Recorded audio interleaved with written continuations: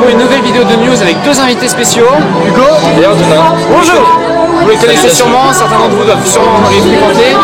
Et donc, alors de quoi on va parler aujourd'hui? On va parler surtout des saisons du parc, parce que c'est ce dont on parle beaucoup en ce moment. Donc on se retrouve tout de suite pour parler de ça. Allez, à tout de suite.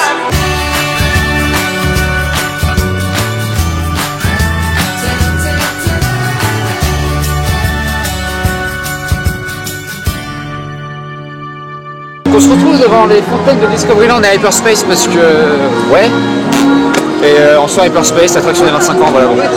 Pour parler de ce qui s'est passé vendredi 7, donc une soirée passe annuelle Infinity qui était le grand final des 25 ans pour déclencher donc le week-end de la fin de l'anniversaire.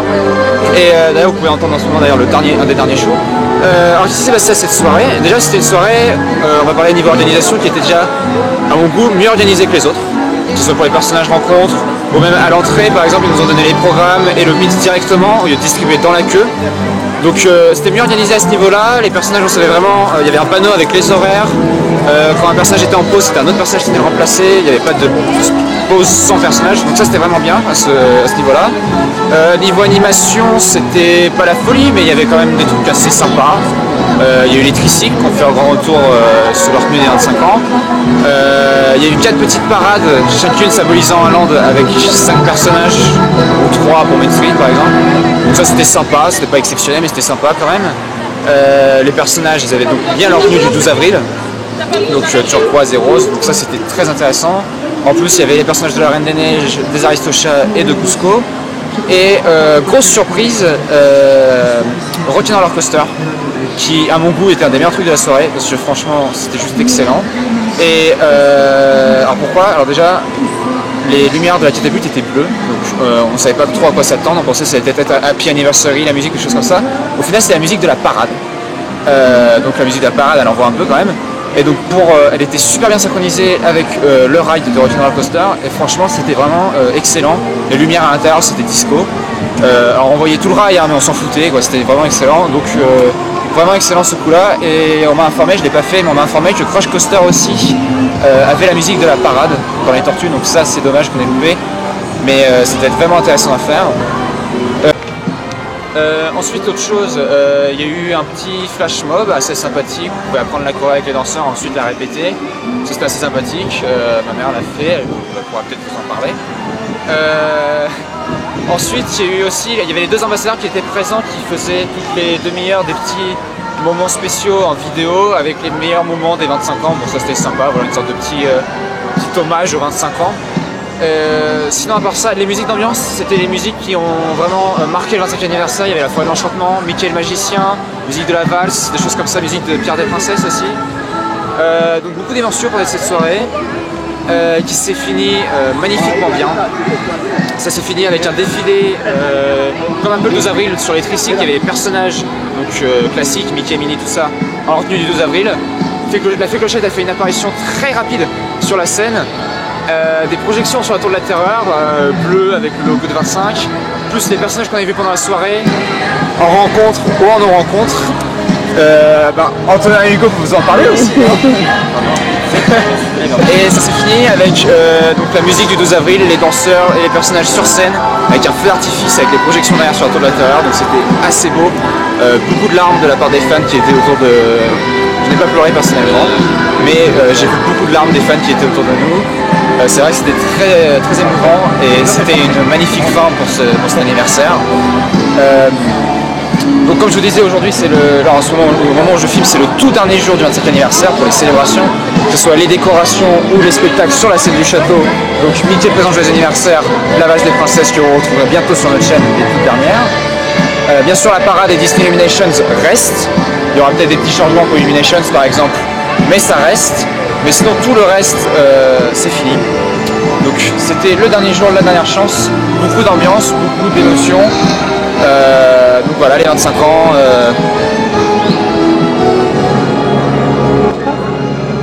Donc voilà les 25 ans, une saison qui a duré donc 1 an et demi, qui est d'ailleurs l'anniversaire le plus court pour Disneyland Paris depuis sa création. Et voilà, les 25 ans ça a été... Il n'y a pas grand chose à dire, hein. Franchement c'était exceptionnel, il y a eu des saisons de...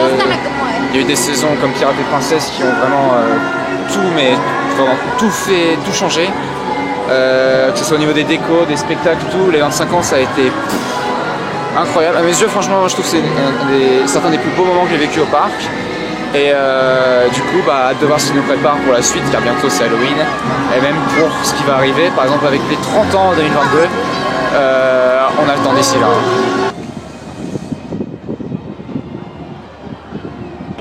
Toujours par rapport aux saisons, et quoi de mieux que de le faire devant Phantom Manor, qui, comme vous pouvez voir, avance très bien dans ses travaux. Le programme, une partie du programme d'Halloween a été révélée dans une interview avec Emmanuel Lenormand et une autre des personnes qui mettent en place les shows. Et donc nous avons un peu plus d'informations sur la cavalcade de Mickey d'Halloween. Donc comme vous le savez, c'est les 90 ans de Mickey qui commenceront en même temps qu'Halloween et qui iront jusqu'en janvier pour la fin de la saison de Noël. Donc déjà un nouveau char, le manoir des illusions de Mickey.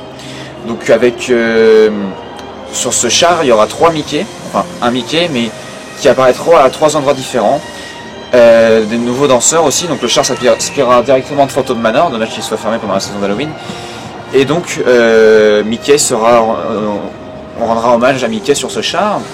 Mais c'est pas tout, comme vous le savez probablement si vous venez au parc en ce moment, sinon je vous en informe, les scènes de Princesse et Pirates sont restées en place depuis la fin de la saison.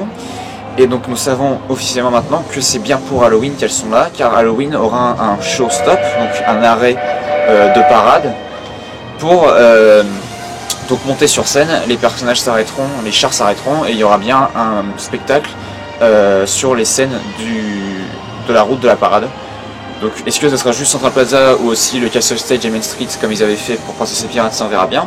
Mais en tout cas, qu'il arrive, Central Plaza sera utilisé pour donc ça s'annonce une vraie grosse ambiance, surtout que ils nous ont confirmé qu'il y aura bien une nouvelle musique, une toute nouvelle musique composée par Scott Erickson, à qui vous devez Do You Believe, des 20 ans aussi.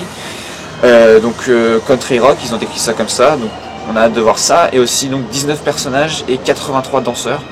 Donc ça s'annonce comme une très très grosse parade pour une très très grosse saison Halloween, car on sait déjà que Main Street sera complètement décoré, et donc il y aura la parade qui revient, et que aussi Frontierland sera décoré comme l'année dernière sur le thème de Coco et de la fête des morts de Mexique.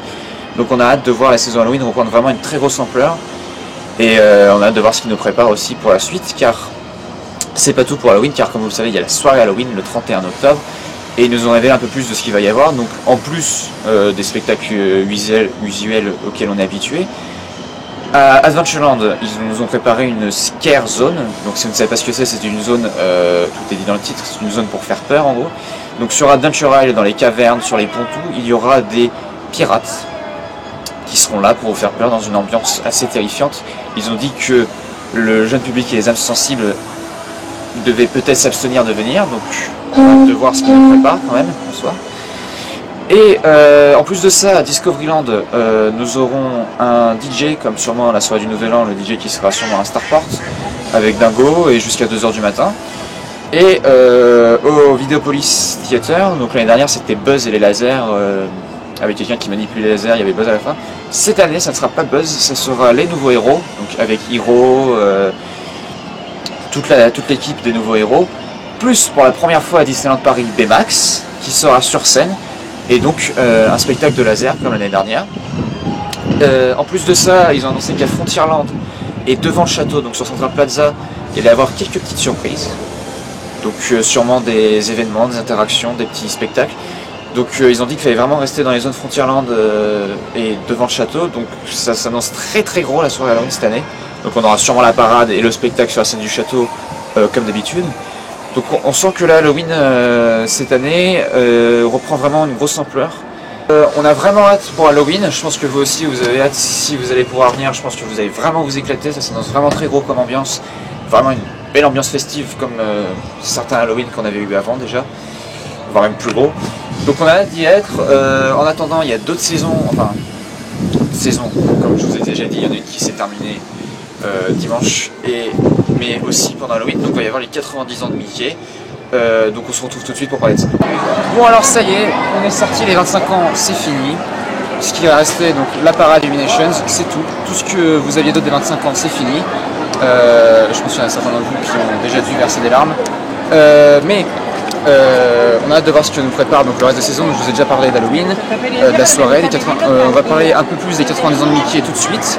Et surtout, la semaine prochaine, premier week-end sans les 25 ans, se déroulera le samedi, le Dapper Day. Donc on espère vous voir au rendez-vous et bien habillés. Et aussi le même jour, les Journées du Patrimoine. On espère que vous avez eu des réservations vu à la vitesse à laquelle c'est parti, qui se dérouleront. Une première pour Disneyland Paris, qui est enfin reconnu comme quelque chose du patrimoine français. Donc on a hâte d'être le week-end prochain. Donc en plus de Halloween, le 1er octobre commence aussi la saison pour célébrer l'anniversaire de ce petit bonhomme qui célèbre ses 90 ans mine de rien. Question au programme, des décorations spéciales, 5 cupcakes sont annoncés pour chaque land. Et en plus des trucs spéciaux, chaque saison sera thématisée autour de Mickey, donc on a hâte de voir ça. Nouveau night table pour les cast members, nouveau ticket aussi, et aussi une soirée spéciale le jeudi 6 décembre. Le choix du jeudi est assez incompréhensible, bon voilà. Jeudi 6 décembre de 20h30 à 12h30 comme d'habitude pour les passes annuelles Infinity Magic Plus, cette fois-ci Magic Plus aussi sont admis. Et nouveauté pour cette soirée passe annuelle, ce sera dans le parc Disneyland. Première fois pour une soirée passe annuelle, étant donné que maintenant il fait nuit assez tôt pour qu'Illuminations soit joué avant 20h30. Et il y aura donc les lands Discoveryland, Adventureland, Frontierland et Main Street qui seront ouverts. Fantasyland sera fermé pendant la soirée, probablement à cause d'un spectacle, surtout qu'il y aura Illuminations avant et il y aura souvent des spectacles pendant la soirée. Donc bon, la soirée, c'est compliqué, hein, c'est en pleine semaine, c'est pas en vacances. On verra ce qu'on veut faire, mais sinon, voilà, la saison 90 ans de Mickey, il ne faut pas oublier aussi, commence le 1er octobre, comme Halloween, avec la nouvelle attraction, l'orchestre Philharmagique de Mickey au Discoveryland Theater. Donc on a hâte de voir tout ça, ça s'annonce comme une grosse fin d'année, bien chargée, une belle saison d'Halloween, une belle saison d'anniversaire de Mickey, et on parlera de Noël un peu plus tard, car celle-ci aussi s'annonce bien chargée. À la semaine prochaine.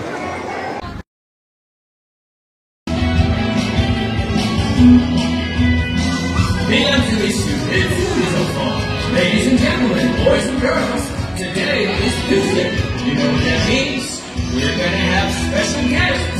Oczywiście Martin, which will do something surprise. So, we're going to hear like good house to ears. It is a phenomenon like a shuttle. Tuesday is guest